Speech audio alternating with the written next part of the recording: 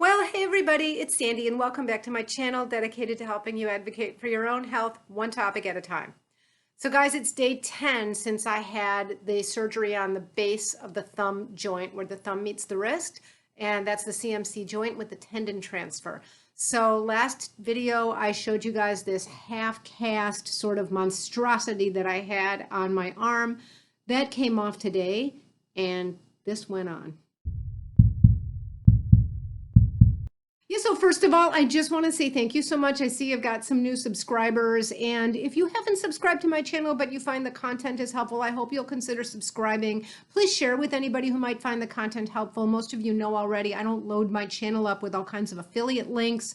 I don't like to have any room for bias that commissions create when it comes to people's health and well-being. So that said, I really do want to grow my channel. So thank you so much for subscribing. Yeah, so last video I did was my first video post-operatively. I was just a few days post-op and I had that kind of half cast, half splint with lots of heavy padding all over the place around my arm. And first of all, I noticed that I was giving you guys a lot of the halo reflection in the glasses. I'm going to be rocking the glasses for a while, guys, because while I tried to put my contact lenses in one day, I actually didn't have any trouble getting them in, but getting them out was like a whole other story. And now that I've got the full spica cast with the thumb immobilized, like forget it. So I just don't want to go digging in my eyes and trying to pry those out. So I'm going to try not to look up. I'm going to try to angle myself in such a way that you don't get such a bad reflection. So sorry about that. Yeah, so today is day 10 and this is going to stay on. This is a short arm cast. Anything under the elbow is considered short, even though it does go just about to the elbow. And this is going to stay on for a full month. So I'm going to just preface this by saying that all different surgeons do this all different ways. So if you're watching and you're kind of comparing your experience, don't worry so much about, well, 3 weeks here or 4 weeks there or this cast or that splint. There's all different ways to get to the same destination. And just like in the video previously that I did where I talked about Toradol, which is a little bit controversial, and my surgeon uses Toradol, I think overall that's in the plus column. But as I said, I wouldn't really let that guide my choice of a surgeon. I think you pick a surgeon who, to the best of your ability, you can determine gets good results with whatever he or she is doing. Somebody who, when they answer questions, everything kind of flows out like a flow chart coming out of their head and out their mouth. So, well, if this, then that, and sometimes I see this, and if that's the case, I can always do that. That kind of thing where you can tell they're practiced enough at it. And somebody who is willing to tell you their results so you can get a sense of whether you can expect as much as possible, a good result. In my experience, even in my own practice in anesthesia, same thing. It's best to get somebody who knows what they're doing, and then you let them do their job and you let them do things the way they normally do to get to that good result. So surgeon A might do it one way and surgeon B might do it another way. It doesn't matter. But once you get with somebody, you don't want to be negotiating along the way. Actually, I kind of tried to negotiate on the time for this cast, but my surgeon doesn't negotiate, which is a good thing. So I feel a lot more secure that way. The reason I thought to even make sure to say all that is because, I've joined one of these Facebook groups that's a lot of people have this base of the thumb arthritis, and most of them have been through at least one surgery, some not yet, some have been through both. Like, I don't know why they're still hanging around the Facebook group, but I'm grateful because those people have a wealth of experience to offer when you have a question. But nonetheless, I see that there are all different ways to do things. And sometimes you think, oh, wow, you got a splint like that soon after surgery. And then you feel like, I wish I had that. But again, eyes on the prize. It's just really important to know that you are going to have the best chance possible to get a good result. And in order to do that, you have to let the people who get those good results do their job the way they are used to doing it and the way they're normally getting those results.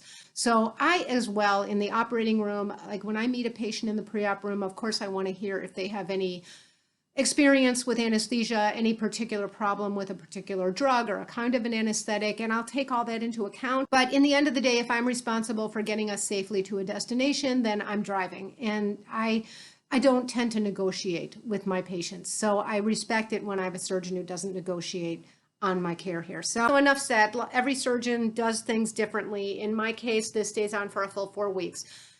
My surgeon says that he finds that leaving this on a full 4 weeks is really beneficial in that it helps all this area to heal completely. Even the skin won't be swollen anymore, so it won't be tight where the sutures are. The skin will be more relaxed. and the tissues will have healed sufficiently so that I will be up to the rigors of the OTPT, which is going to come next. And that's a tough part with this surgery. People do have to work very hard in physical therapy, occupational therapy, and I think you have to start working on that scar tissue, and you just there's a lot to do and a lot to retrain, and it can be very tough to go through from what I understand. He says that he finds that having this immobilized longer before you start that really helps you put up with a more rigorous OT and PT. I was really happy to hear that, and that gives me something to look forward to. Like if I'm having a moment and I wish this thing was off, I can just remind myself that this is really helping me so that I'll be able to get through that OTPT. You know, in most ways, I'm surprised that this actually is better. I kind of thought that this is going to be a step in the wrong direction in terms of how it feels, because it is, of course, more fitted. It's tighter. It's not tight. I mean, I can move my fingers. I can move the tip of my thumb, which is all they want me to move right now. They don't really want you moving down at the base of the thumb. So it's not that it's too tight, but of course it's more fitted. It's hard, and yeah, it's tighter. And I kind of thought, you know, that's going to bother me more, because the main problem I'm having in terms of any pain is pretty minimal anymore, but it's right down at the base of the thumb. So right where the incision is, I have pretty ugly incision there. I got to get a look at everything today.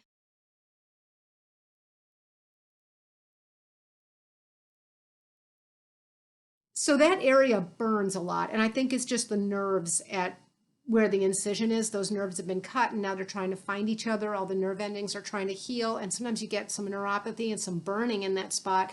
I kind of thought this was going to be worse because it's tight, and anything up against it, like all I wanted was a hole cut in that previous cast so that that could be open. You know, what I'm finding is this is actually better because it's tight enough that it doesn't move. With that other one, I know that I was shifting my wrist around sometimes to make it move a little. And sometimes it felt like I could sort of scratch that way or move something off of an area. But then, of course, something else gets onto that area. And I think just that rubbing alone was probably making it more irritated. So this is actually better. This is actually lighter, so that's better for me too. It's a little easier on my shoulder, although I think a lot of people have this where when the wrist is immobilized, the shoulder becomes painful. So I have to remember to move the shoulder around a lot. I'm trying to do a lot of things like bring my arms behind my back. I'm trying to pull my shoulders back a lot when I can think about it so that I don't let that shoulder get too sore. I also tend to put a big pillow in between. I sleep on my side so I can keep this up on top, and I put a big pillow here, so that tends to help a little bit too. I'll see how I'm going to sleep now that I've got this cast on. So most things about it are better. The one thing I would say that is harder about this cast than the previous splint is that because the thumb is fixed, I can't oppose it at all. I mean, I just don't have enough length to get the finger over to the thumb. Probably if I had a large enough object, I could oppose the two of them and pick something up. I'm not really supposed to be picking up anything, so that doesn't matter. But I was able to sort of steady something if I needed with that previous softer splint cast thing, and I was able to oppose the thumb a tiny bit. So I'm not going to be able to do that now. I'm going to try to offer like a little tip or trick or something that I've learned in each video. So the last video I talked about putting those silicone mats that are meant to help you open jars, those discs that are rubbery and sticky, putting those under bowls on the countertop. And that's not only allowed me to like eat from a bowl without it sliding around, but I can also prep food a little bit. I can't do a lot because, you know, of course, with this hand the way it is, but this hand can't even like steady a bowl. So if I have a few things in a bowl and I want to stir, I'm able to stir pretty well without the bowl sliding around as long as I have that mat under. So yeah, when I talked about that, I'm going to double down on it. I think it's been a great trick. The next thing that I'm noticing is an issue, and I don't know why it took me so long to notice, is that casting material and even that softer material from the splint, rubbing against your shirt, rubbing against any upholstery in your home, like laying it on a pillow and rubbing it against that pillow. That is ruining things. I have pilling shirts and fraying pillows. Like, okay, so I found something called cast covers. I've ordered them. I haven't had a chance to try them yet. They should be here in the next day or so. So in my next video, I'm going to try to give a quick review of what I think about cast covers. I hear all different things that they're fantastic, and then other people say it's a waste of money, it's an expensive sock. Get a sock, cut out some holes for your fingers and thumb, and put it on. Yeah, I don't know how anybody gets a sock over this. I don't have socks nearly this big. My husband doesn't either, so that's not going to work. They're supposed to prohibit that fraying from everything touching this. The other thing that I think is really nice about those is, this doesn't get washed, right? And especially during pandemic, like not that I'm really going anywhere anyway and I can't really drive, but I think it's better to put something washable over this. So I'm really looking forward to having those cast covers and giving them a try. I'm optimistic that they're going to work well for me. And I just think it's going to be so much cleaner. If nothing else, just the thought of, putting this down on my clean pillowcases and stuff, I want it covered. So I'll let you guys know how that works out. And in the meantime, anybody else who's had any kind of thumb, wrist, hands, any kind of surgery where you're immobilized in this fashion, if you found other tips and tricks, please put them in the comment box because I think they're so helpful. I am going to try to get back onto some other topics pretty soon. It's a little bit tough because I'm kind of limited in what I can do and how freely I can move. I'm certainly not going to do a mask review right now where I don't have my hands all limber. I'm going to sign off with some cautious optimism that things are going to get better and better from here. And until next time, be well. Bye-bye.